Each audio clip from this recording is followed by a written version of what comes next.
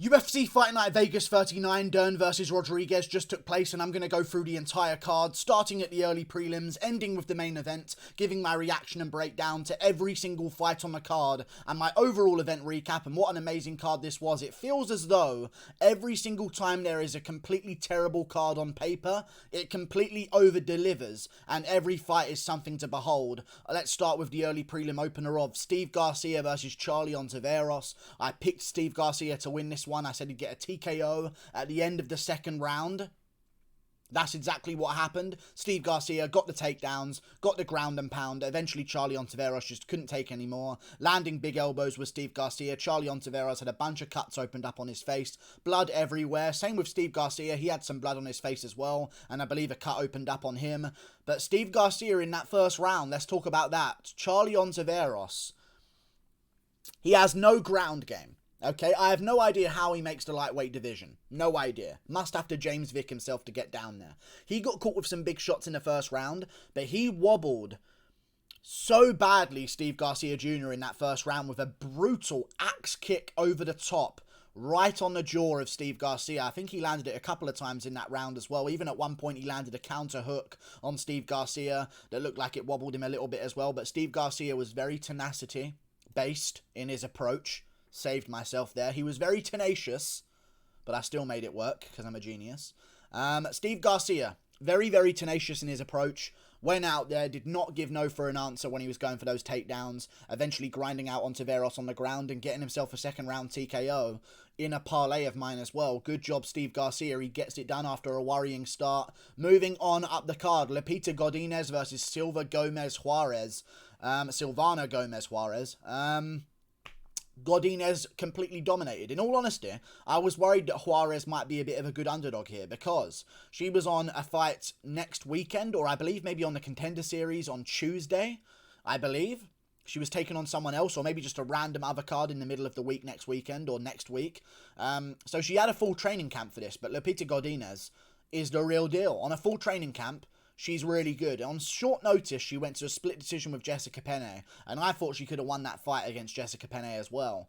But now on full camp, she's an absolute destroyer. Went out there, landed big shots immediately on the feet to start things off. Got the respect of Silvana Gomez Juarez, and Silvana Gomez Juarez was 10-2, so she's not a bum on the regional scene. She had a full camp. She came in here, and Lupita Godinez, 6-1 or 5-1 at the time, just put a whooping on her. Took her down. Very good takedowns. Very Cutelaba-esque in the way that she took her down, just grabbing at the ankles and just pulling her out from underneath her. Good stuff by Lupita Godinez. Big ground and pound shots. Threatened a couple of rear naked choke attempts. Eventually sunk in an armbar off of a scramble to escape by Silvana Gomez Juarez. And Lupita Godinez gets a first round submission. I feel like, let's sum up who gets performance bonuses after I've done the entire card recap, because I still need to reconcile what's happened on the main card as well. But good win by Lupita Godinez. I picked her to win. She got the job done. That's all I can ask for. Moving on up the card, Charles Rosa versus Damon Jackson. I went with Damon Jackson by decision.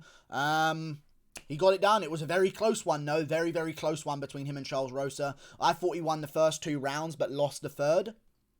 My honest opinion there. Damon Jackson out-grappled Charles Rosa for the most part. I know Rosa's a black belt in jiu-jitsu, but he's not really. I have no idea who gave him that black belt, because when you consider that Jack Hermansson is not a black belt and other top guys are not black belts in MMA, like Khabib is not a BJJ wizard or a black belt in BJJ. Charles Rosa, man, just got controlled on the ground, out-scrambled. Damon Jackson, at the end of the first round, secured himself the first round with a scramble at the end of it. I believe he caught a kick of Charles Rosa, blasted a double leg, took him down, landed some big ground and pound shots at the end of a round, whilst Rosa cranked on a knee bar after the bell, which was very interesting that they didn't actually try and warn him or give a point taken away. Either way, good win by Damon Jackson. Blood. That's what I remember. Blood leaking out of this man's forehead. In the third round, Charles Rosa, the round that he won, in my opinion, from landing more total strikes even whilst being on bottom, landed a spinning elbow on Damon Jackson in the third round. Perfectly. Yair Rodriguez style. But not really, because he kind of arched it over and came up the opposite way rather than right back up and over. Crazy one. Right on the forehead of Damon Jackson. Splits him open. And he is gushing blood. Now, when I say gushing blood, I don't mean blood was coming out of his head. It was a fountain of blood. Like, if I squeezed one of these bottles with the weird lids, that's how the blood would have been coming out. That's how it was. It was not a trickle of blood. It was not leaking down his face. It was straight up going out at the ground. Very crazy.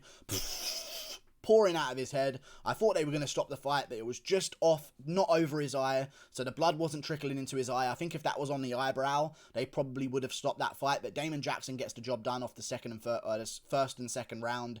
Second round was pretty clear. First round, he secured it at the end of the round. Third round, I gave it to Rosa because of the elbow, and also because of some of the total strikes on bottom. But Damon Jackson gets it done and gets a good win for himself. Moving on up the card, Alexander Romanov destroys Jared Vanderaa. Amazing performance by Alexander Romanov. Now, I picked him to win in the first round by TKO. No, I said submission due to an arm triangle. But he just put a fucking whooping on Jared Vanderaa sustainably throughout the fight here.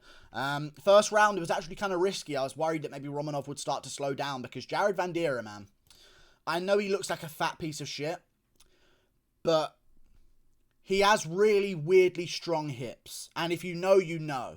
When Romanov has his back in the first round, I thought my prediction's coming true. He's going to get this one done in whatever way he wants to. I had money on him in the first round by finish. Vanderaa with Romanov on his back. Hooks in, Romanov on his back. Just keeps up to his knees. Just fucking bolts up to his knees and starts to stand up. Like Derek Lewis levels of takedown defense, or get up ability anyway. Maybe not takedown defense. But yeah, Romanov gets it done in the second round. Really put a whooping on Jared Vanderaa. Poured it on at the end of the round before the fight was over, or before the round was over, and eventually finished the fight. It was just one of those situations where, yeah, Jared Vanderaa was still conscious. Yeah, he was still trying to scramble out of the situation. Yeah, he was still fighting, but he just was taking too much punishment. Big shots from heavyweights as well. Blood all over his face, cuts everywhere, and Romanov's just pouring it on, smashing him in the mouth over and over and over again. Eventually getting a finish. Great takedowns by Romanov. Big suplexes were shown as well, showing his strength against a big 265-pound man. Romanov gets it done. In my opinion, though, Romanov should lose 5 pounds of weight. He cuts to make 265, so he's over 265 pounds. Trim off 5 pounds of body fat, in my opinion. Go a little bit longer, have a bit better cardio, be a little bit quicker as well. You're still going to have all of your strength. I believe Romanov's going to be a real threat at heavyweight, but I think he needs to trim down that belly by about 5 pounds of body fat. My opinion. Moving on, up the card. Main card time. Chris Gutierrez versus Felipe Colares. I went with Chris Gutierrez, of course. Very close fight. One of the judges actually gave it to Felipe Colares. It was not close in that way. There was no debate who won. It was just competitive. I have no idea in any way how a judge can give 2 rounds to Felipe Colares in that fight. I have no idea. I understand maybe giving him the first, but I didn't even do that. It was clear Chris Gutierrez in the first, but some people in my chat were saying, hey, you missed it. Colares definitely won the first round. He got 1 takedown out of 7, okay? Nothing really done with it whatsoever other than total strikes. Chris Gutierrez, 115 to 70 on total strikes. 96 to 41 on total strikes. On significant strikes, 96 to 41. Over double. By far over double. I don't know how a judge gave it to Felipe Colares. First round, I thought, you know what, close round, I'll give it to Gutierrez. Thought he landed a couple more shots. Turns out he did 17 to 11. Round 2, clear as day, Chris Gutierrez wins that round. Has an amazing round for himself and just pieces apart Felipe Colares on the feet. Round 3, he annihilates Colares on the feet for about 4.5 minutes. Gets a takedown at the end of the round. Has his moment there. I believe Colares took down Chris Gutierrez in the second, but Gutierrez got back up. Or no, he took down Gutierrez in the third. That's what it was. Gutierrez 40 to 10 on significant strikes in the third. This is the round that one judge gave to Felipe Colares, by the way. 40 to 10 on significant strikes for Gutierrez. He's rocking Colares all over the place. Colares has him down for about 1.5 minutes in the 5th round, or in the 3rd round, landing some total strikes, but Chris Gutierrez stays busy off bottom, lands a couple of good elbows, lands some good shots back on the bottom, gets back to his feet eventually, and starts pouring it on against Felipe Colares, rocking him all over the place, smashing him into the cage with big punches, trying to look for a finish, going crazy, landing big shot after big shot after big shot, lands a takedown at the end of the 3rd, lands more ground and pound shots there, rolls over, ends up on bottom, goes for an armbar. The armbar is in, and somehow a judge gave that round to Colares.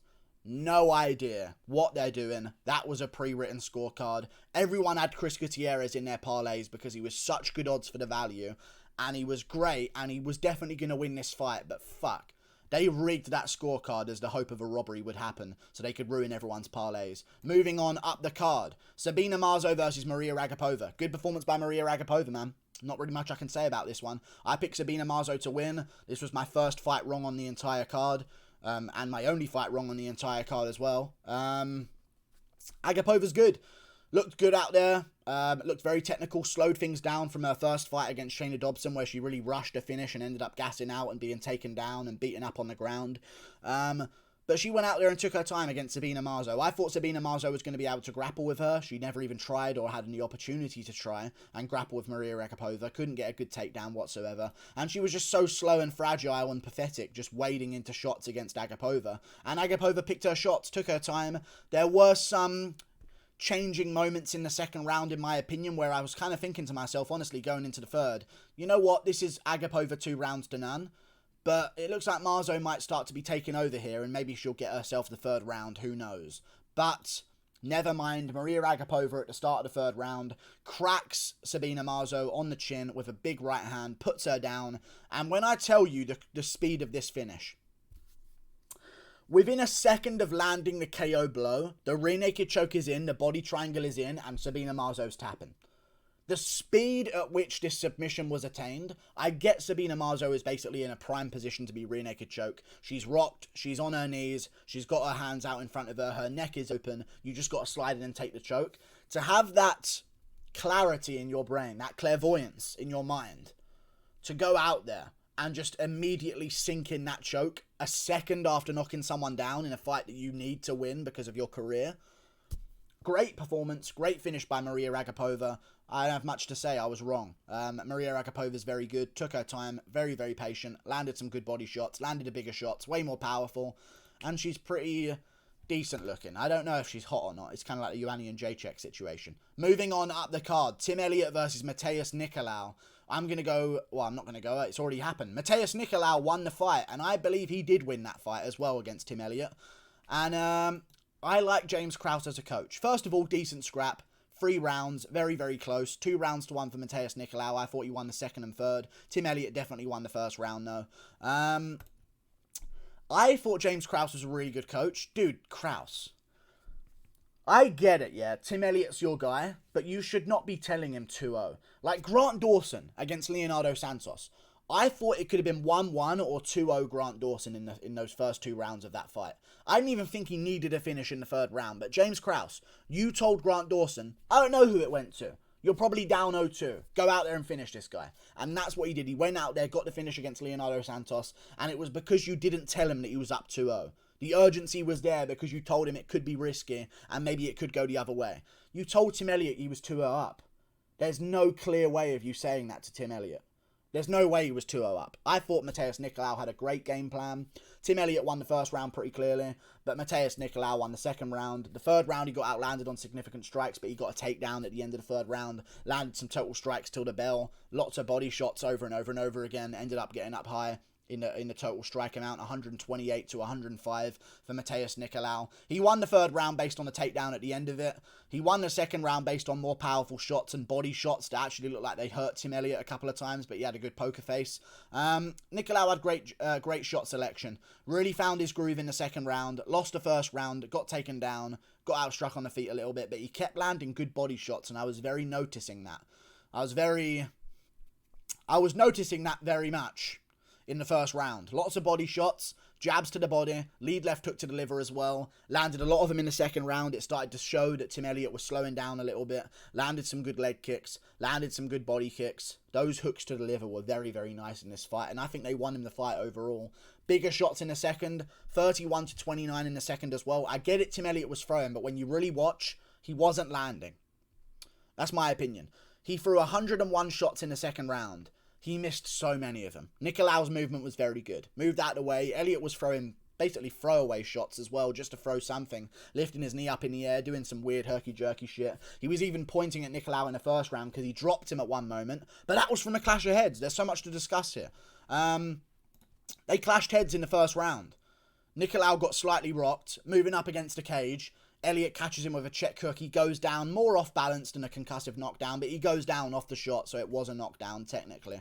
But it didn't count as a knockdown for Tim Elliott. It counted as no knockdown. But he still won that round based on that moment. But the second and third, clearly Matheus Nicolau. But that head clash happened in the first. I noticed that. Hopefully I watch it back and still notice that.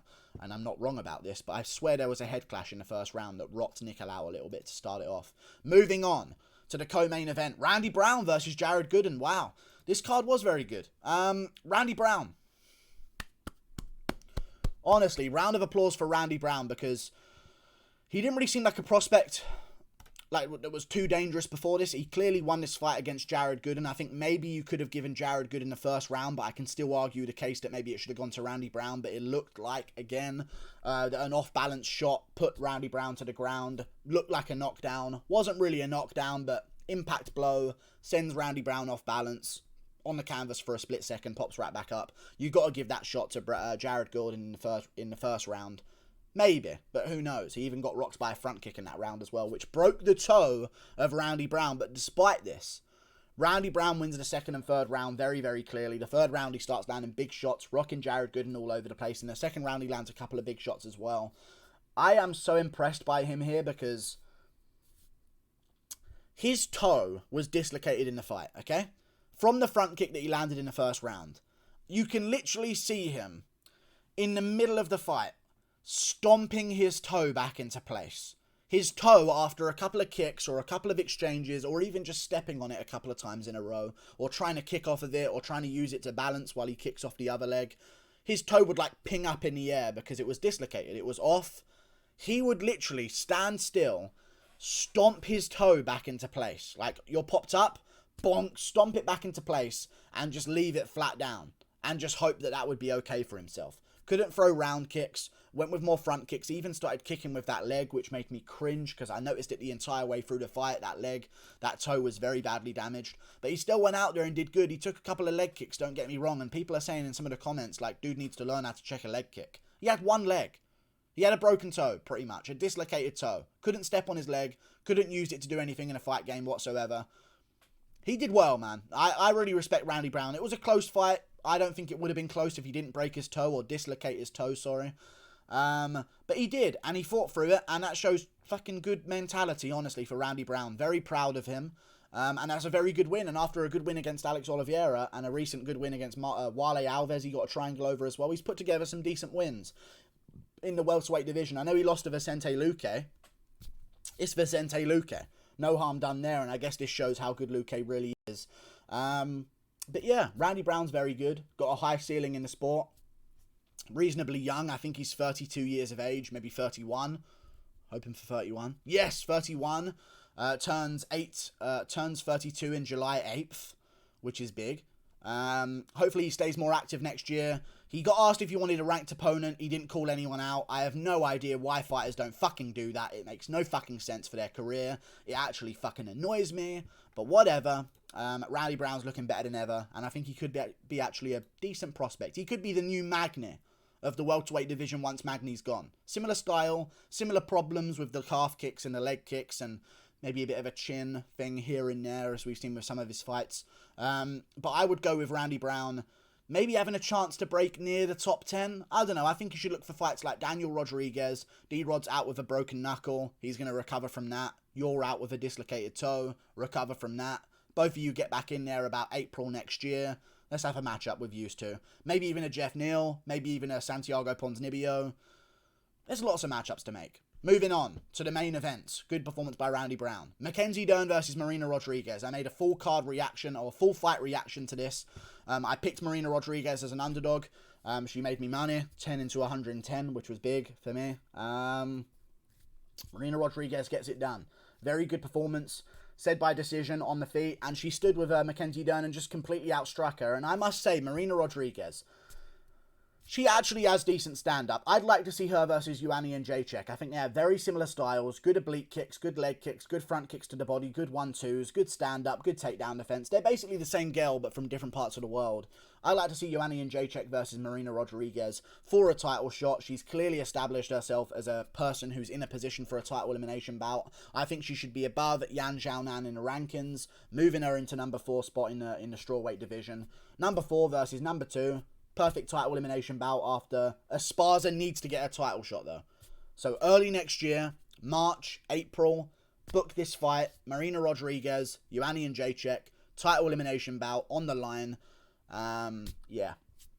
Great performance by Marina Rodriguez. Won the first round very comfortably. Looking good in the first round. Had a couple of moments here and there in the clinch that were quite worrying, but she did okay. Stood on her feet, stayed on her feet, landed good knees to the body, landed good punches in the first round, and good front kicks and leg kicks. They were the main thing. Wearing down Dern with front kicks and leg kicks so she doesn't even have the energy to try any big muscle-based takedowns at the end of those rounds. Perfect by Marina Rodriguez. Broke down Dern over the 5 rounds. Round 2 got a bit risky. No idea how some people thought it was a 10-8 round. Nowhere near a 10-8 round. She just had positional control and landed 10 significant strikes. No idea how that's a 10-8 round in anyone's mind, but whatever. Simps, I guess. Marina Rodriguez won the third. Risky moment at the end of the third where Dern ended up in full mount again, but Rodriguez was fine. She survived. She just ended up in a bad end of a scramble. Dern's got a good ground game. She has that Ortega effect where as soon as it hits the ground, it's worrying for whoever they're on the ground with. But Marina Rodriguez stayed calm, defended the chokes, got wrist control, and just didn't let herself get finished and didn't give up in those positions. Got back to her feet, won the 3rd round with a risky bit at the end, dominated the 4th round, and completely dominated the 5th round very, very well, almost finishing Dern at the end of it. Very good performance by Rodriguez. Called her to win as an underdog. Like and subscribe. Thank you for watching. Click that button up there. Performance of the night bonuses. Shit. Agapova, because of how slick it looked. I don't think there was a fight of the night. Am I wrong? I don't think there was a fight of the night this night. Randy Brown, Jared Gooden was good, but I don't think he deserves a fight of the night. It wasn't that crazy. 4 performance bonuses I think they should give out. Lupita Godinez, Alexander Romanov, Lupita Godinez, Alexander Romanov, Mariya Agapova. And you know what? They could give it to Steve Garcia. But give it to Randy Brown. I think 50k should go to Randy Brown. Dude fought through a broken fucking toe. Never made a fucking complaint. Never complained. Stuck it back in the middle of the fight. I think they should give him 50k for that. Fighting through a broken toe, dislocated toe. Getting it done. 50k for him as well. 4 performance bonuses. Like and subscribe. Thank you for watching. Click that button up there. Toodle pip. I'll see you later. No! Fuck Randy Brown. Give it to Steve Garcia, who he almost got finished in the first round and fought back and won in a comeback victory. Never mind. Fuck you, Randy Brown. Toodle pip. See you later.